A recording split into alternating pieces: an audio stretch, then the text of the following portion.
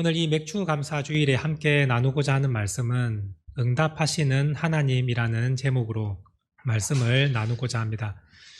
우리 하나님은 응답을 하시는 하나님이십니다. 우리가 드리는 기도, 우리가 드리는 간구에 하나님께서는 반드시 응답을 해주시는 분이 바로 우리 하나님이십니다. 하나님께서 우리가 간절한 기도를 드릴 때 그것이 합당하면 하나님께서 그 길을 열어주시고 그 길대로 하나님께서 이끌어 주십니다. 그런데 하나님 보시기에 그 길이 합당하지 않으시다면 우리가 드리는 그 기도에 아니라고 말씀하시고 또 다른 길을, 하나님께서 보시기에 더 좋은 길을 우리에게 열어주십니다. 그것도 아니라면 하나님께서 네가 드린 기도 내가 들어줄 것인데 지금은 때가 아니다, 조금만 기다려라 라고 말씀하실 때는 모든 길을 다 차단하시고 우리로 기다리게 하십니다. 하나님은 우리가 기도를 드릴 때 들어도 못 들은 척 하시고 내가 드린 기도를 하나님께서 들으셨는지 안 들으셨는지 도무지 알 수 없을 정도로 그렇게 묵묵부답하시는 하나님이 아니십니다.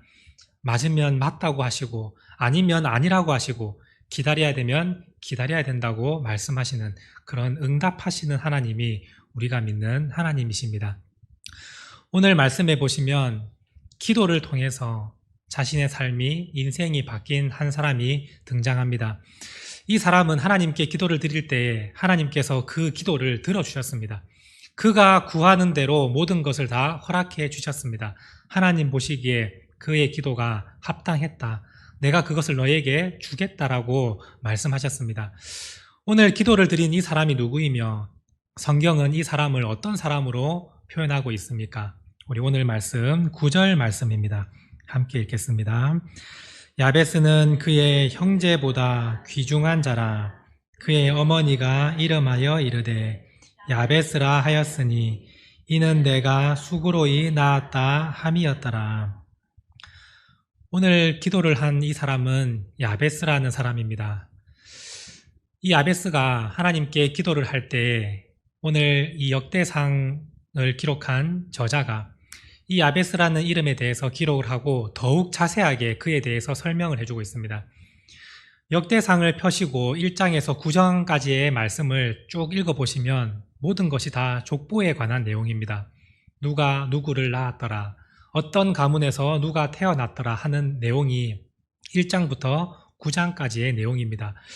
계속해서 특별한 언급 없이 누구의 아들이 누구였고 누가 어떤 가문에서 태어났고 이렇게 설명을 하고 있는데 4장에 가서 보시면 유다 지파의 유다 자손으로서 그들의 가문에 대해서 설명을 하고 있다가 야베스라는 이름에서 딱 멈추어서 저자가 좀 더 자세하게 그에 대해서 기록을 하고 있습니다.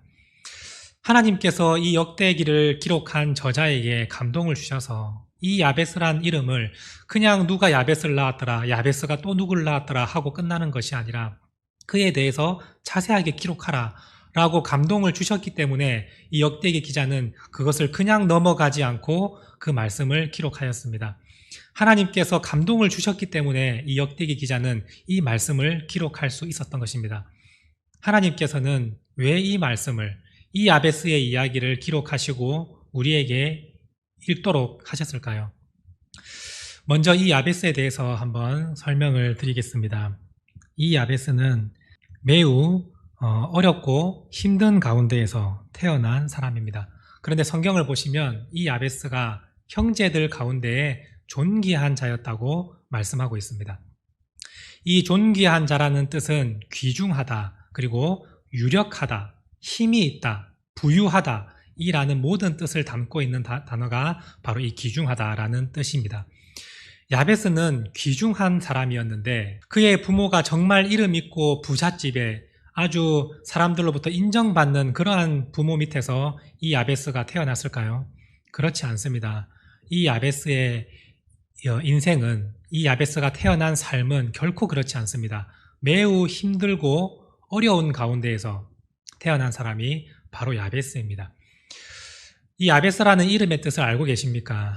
이 야베스라는 이름의 뜻은 슬픔, 고통, 고생이라는 단어가 바로 이 야베스라는 이름의 뜻입니다. 대체 이 부모가 왜 이 아이의 이름을 야베스, 부정적인 이름으로 지었을까요? 세상을 살다 보면 많은 사람들이 자신의 이름을 가지고 있지만 웬만한 사람들은 부정적인 이름을 갖지 않습니다. 누가 자신의 자녀에게 고통이다, 슬픔이다 라는 이름을 붙여주겠습니까? 자신은 힘들어도 내 자녀에게만큼은 평안함, 행복, 은혜, 일어나는 좋은 이름을 붙여줄 것입니다. 그런데 이 야베스의 부모는 그의 이름을 슬픔이다, 고통이다 라고 붙여주었습니다. 왜 그랬을까요? 그 삶을 잠시 한번 생각을 해본다면 이 어머니가 이 아이의 이름을 야베스라고 이름을 붙이면서 왜 붙였느냐라고 설명을 할 때 내가 수고롭게 고생하여서 그 아들을 낳았다라고 했기 때문에 이름을 야베스라고 지었습니다. 그런데 우리가 조금만 생각을 해보면 그 누구도 아이를 낳을 때 고생 없이 고통 없이 자녀를 낳는 어머니는 없습니다. 모두가 다 고생을 하며 고통스럽게 자녀를 출산합니다. 그런데 그렇다고 해서 그 자녀의 이름을 고통이다, 슬픔이다, 아픔이다 이렇게 짓는 어머니는 아마 없을 것입니다. 비록 나는 힘들게 낳았어도 그 자녀의 이름만큼은 축복되고 아주 좋은 이름을 붙여주는 것이 바로 부모의 마음이지 않습니까? 저도 어릴 때부터 많이 들어온 말이 있습니다. 우리 어머니로부터 많이 들어온 말이 있는데 그것이 뭐냐면 내가 너를 낳을 때 죽을 뻔했다 라는 말을 정말 많이 들었습니다. 제가 태어날 때는 굉장히 덩치가 크고 지금과는 완전히 다른 모습이었거든요. 그래서 그 큰 아이를 낳다 보니까 우리 어머니는 너무 힘들었다, 고통스러웠다라고 말씀했습니다. 그런데 제 이름은 고통, 슬픔 이런 이름이 아닙니다. 은혜가 크다라는 뜻으로 이름을 지어주었습니다. 다 힘들고 고단을 겪으면서 그렇게 자녀를 낳습니다. 그런데 이 야베스의 어머니는 고통 중에 내가 너를 낳았기 때문에 너의 이름을 야베스라 하겠다라고 말을 했습니다. 과연 그 의미가 무엇일까요? 진짜 내가 배가 아파서 그 출산에 해산에 고통이 있었기 때문에 너를 야베스라고 지었다라고 말씀하신 것입니까? 그렇지 않습니다. 이 어머니가 지금 자녀를 낳을 때 그 상황이 매우 고통스러운 환경이었기 때문입니다. 한번 생각을 해보겠습니다. 이 어머니가 아이를 낳을 때 자신의 남편이 죽었다고 생각을 해봅시다. 지금 이 아이가 이제 태어나야 되는데 내가 믿고 이 가정을 꾸려줄 그러한 남편이 죽어버린 것입니다. 얼마나 마음이 힘들겠습니까? 그런데 그때라도 혹시나 많은 재산을 남겨놓고 죽었다면 그래도 다시 또 다른 새로운 출발을 할 수 있는 기회는 있습니다. 그런데 아무런 재산도 없고 그 가정이 아예 그냥 몰락해버린 그 상황이었다면 이 어머니의 마음이 어떠했을까요? 과연 그 자녀를 낳을 수 있는 힘이 있었을까요? 내 인생도 깜깜하고 고통스럽고 아무리 생각해봐도 우리의 인생은 이제 끝났다. 우리의 인생은 이제 고통뿐이다. 라고 했기 때문에 이 아이의 이름을 야베스, 네 이름은 고통이다. 이제 우리의 인생은 끝났다. 라고 판단하고 그 이름을 야베스라고 지은 것입니다. 지금 저는 최악의 상황을 말씀드렸습니다. 그런데 이게 저만의 상상일까요? 그렇지 않습니다. 오늘 읽은 이 두 절의 말씀에서 이 모든 이야기가 다 포함이 되어 있습니다. 남편이 죽었다는 것을 어떻게 알 수 있습니까? 보통 이 이스라엘 유대인들이 자녀를 낳았을 때 그 아이의 이름은 아버지가 지어줍니다. 그 태어난 아버지가 그 아들의 이름을, 자녀의 이름을 지어주는 것입니다. 결코 어머니가 마음대로 나는 이 아이의 이름을 이렇게 짓고 싶습니다라고 말을 할 수 없는 시대입니다. 항상 아버지가 아들의 이름을 지어주는 것입니다. 그런데 오늘 이 야베스의 이름을 누가 지었다고 성경은 말씀하고 있습니까? 어머니가 그의 이름을 야베스라 지었다라고 말합니다. 이 말은 다시 말하면 이름을 지어줄 아버지가 없다는 뜻입니다. 이 야베스가 태어날 때 자신의 이름을 지어줄 아버지가 세상에 존재하지 않았기 때문에 어머니가 대신해서 그의 이름을 지어준 것입니다. 얼마나 절망적인 상황인지 이해가 되십니까? 그리고 이 야베스의 기도를 보시면 이 가문이 완전히 몰락했고 망해버렸다는 것을 알 수가 있습니다. 아버지는 죽었고 남편은 죽었고 집에 재산은 없고 먹을 것이 없는 완전히 몰락한 그 가문에서 이 어머니는 우리 인생은 끝났다. 이제 우리의 인생은 고통뿐이다 라는 그 마음으로 그 아이의 이름을 야베스, 고통이다 라고 지은 것입니다. 이러한 상황 속에서 야베스는 결코 자신의 삶을 포기하지 않았습니다. 아버지는 세상에 존재하지 않고 어머니도 그의 인생을 포기했습니다. 그의 가정을 완전히 버렸습니다. 이제 우리는 끝났다라고 생각을 했지만 자신의 이름은 고통이라는 이름을 가지고 있던 그 야베스는 결코 포기하지 않았습니다. 나는 이것을 반드시 극복해내겠다라는 그러한 희망을 가지고 살았습니다. 어디에서 이런 희망이 있었을까요? 어떻게 이 야베스는 어머니도 포기한 그 삶을 자신은 끝까지 포기하지 않고 지키며 나아갈 수 있었을까요? 그것은 이 야베스가 하나님을 의지하고 하나님을 믿었기 때문입니다. 하나님은 응답하시는 하나님, 내 기도를 들어주시는 하나님이심을 이 야베스는 확실하게 믿고 있었던 것입니다. 그래서 이 야베스는 내 기도를 들으시고 응답하시는 하나님께 기도함으로 내 인생 한번 바꿔보겠다. 내 삶을 포기하지 않고 내 인생을 다시 한번 역전시켜 보겠다라고 결심하고 기도를 하기 시작한 것입니다. 그 기도가 오늘 말씀 10절 말씀입니다. 우리 함께 10절 말씀 같이 읽겠습니다. 야베스가 이스라엘 하나님께 아뢰어 이르되 주께서 내게 복을 주시려거든 나의 지역을 넓히시고 주의 손으로 나를 도우사 나로 환난을 벗어나 내게 근심이 없게 하옵소서 하였더니 하나님이 그가 구하는 것을 허락하셨더라. 이것이 야베스가 응답하시는 하나님을 믿고 기도한 기도 제목입니다. 이 야베스는 하나님께 아뢰어 기도했습니다. 분명히 이 야베스는 자신을 도와줄 사람들도 이웃들도 분명히 있었을 것입니다. 자신이 눈물로 도와달라고 호소하고 도와달라고 부탁하고 빌면 분명히 도와줄 사람들도 자신의 주위에 있었을 것입니다. 그럼에도 불구하고 이 야베스는 사람을 의지하지 않습니다. 사람에게 찾아가서 눈물 흘리지 않습니다. 오직 하나님께 내 기도를 들어주시고 응답하시는 그 하나님께 매달리며 기도했습니다. 오늘 말씀해 보시면 야베스가 이스라엘 하나님께 아뢰어 이르되라고 기록하고 있습니다. 여기서 우리가 그냥 읽으면 이 야베스가 그냥 하나님께 기도하며 아뢰다라고 생각할 수 있겠지만 이 아뢰어라는 단어의 히브리어 원어는 카라라는 단어를 사용합니다. 이 카라라는 단어가 무슨 뜻이냐면 큰 소리로 울며 부르짖다라는 뜻입니다. 이 야베스가 자신의 그 비참한 인생, 처절하고 고통스러운 그 인생 가운데 포기하지 않고 하나님을 붙들고 눈물을 흘리며 큰 소리로 부르짖은 그 기도를 하나님께 드린 것입니다. 하나님 외에는 나를 구원해 주실 분이 없습니다. 내가 사람을 찾아가도 조금은 도움을 받을 수 있겠지만 내 인생을 바꿀 수 있는 그런 도움을 주지 않습니다. 내 인생을 바꿀 수 있는 분은 오직 하나님 한 분밖에 없습니다. 그것을 고백하며 눈물로 부르짖는 기도, 그 기도가 바로 야베스의 기도였습니다. 이 카라, 부르짖다, 눈물을 흘리며 큰 소리로 부르짖는다, 이 단어를 우리가 다시 한번 묵상해 보길 바랍니다. 우리 청년들은 영어를 잘 알고 있기 때문에 크라이라는 단어를 알고 있을 것입니다.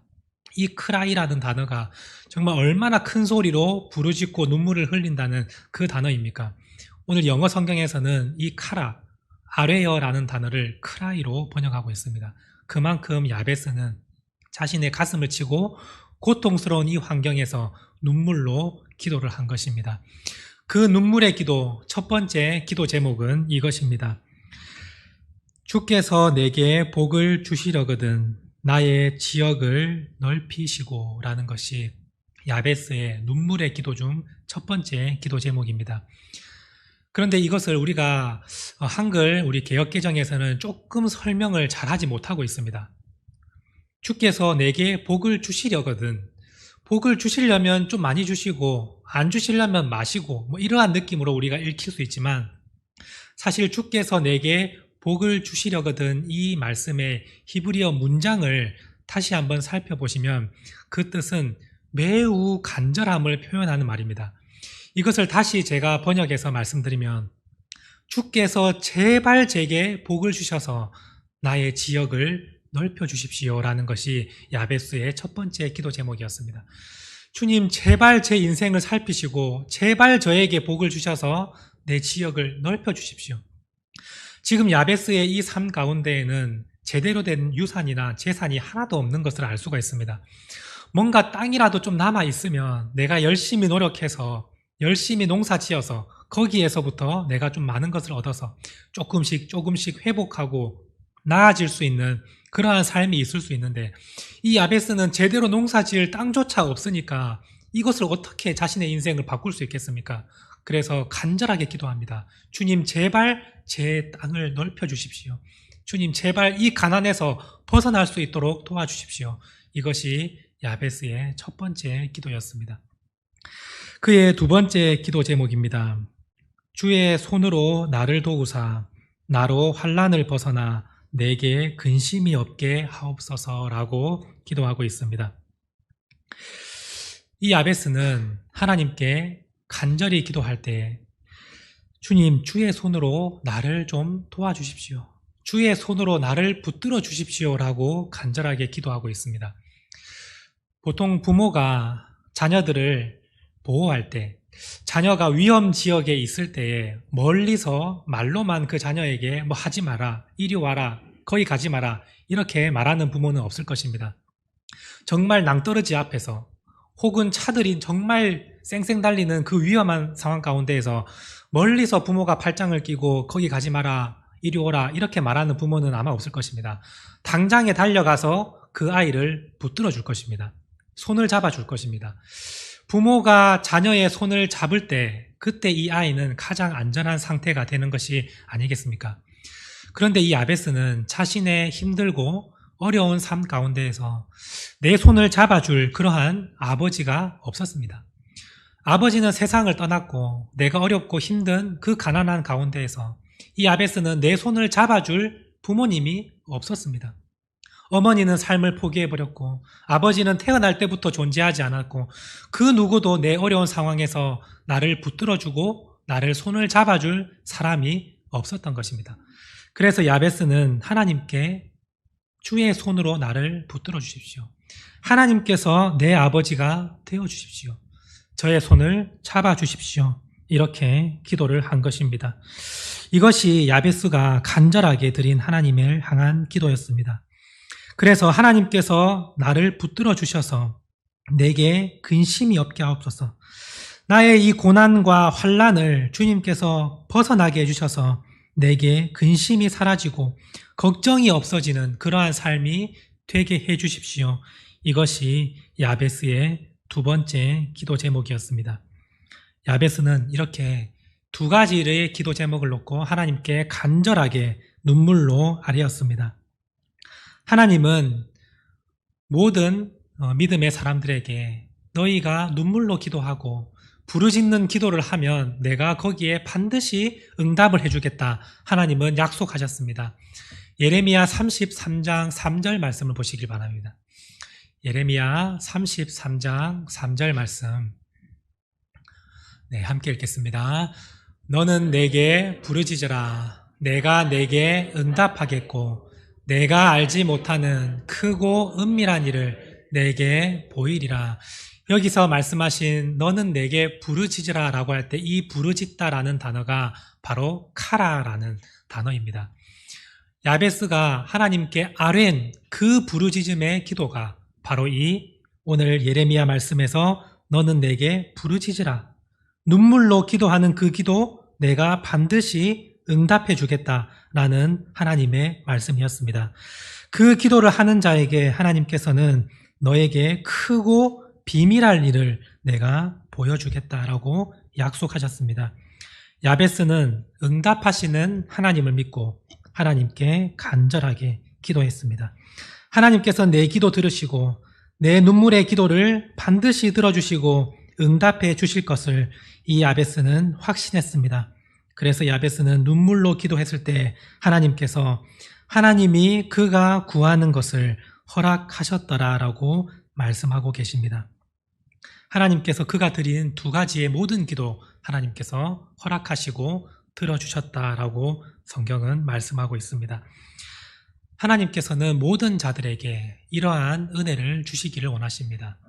역대기 기자에게 하나님께서 이 말씀 절대 빼놓지 말고 기록하라라고 말씀하신 이유는 이 말씀을 읽는 모든 사람이 자신의 힘들고 어려운 그 상황 가운데에서 그의 어머니처럼 삶을 포기해버리고 내 인생은 고통이다라고 하며 끝내버리는 그러한 인생이 되지 말고 오늘 이 야베스와 같이 하나님께 기도하고 응답해 주시는 하나님을 믿고 기도하며 부르짖는 자가 되어서 너의 인생이 축복으로 귀중한 삶으로 그리고 복받는 삶으로 바뀌기를 하나님이 바라고 계시기 때문에 오늘 이 말씀을 반드시 기록하도록 그 역대기 저자에게 성령의 감동을 주신 것입니다. 오늘 이 말씀을 읽는 모든 성도님들 가운데 혹시 어렵고 고통 가운데 있는 성도님들 계시다면 기도로 인생을 바꿔보시길 바랍니다. 응답하시는 하나님이심을 믿고 한번 기도해 보시길 바랍니다.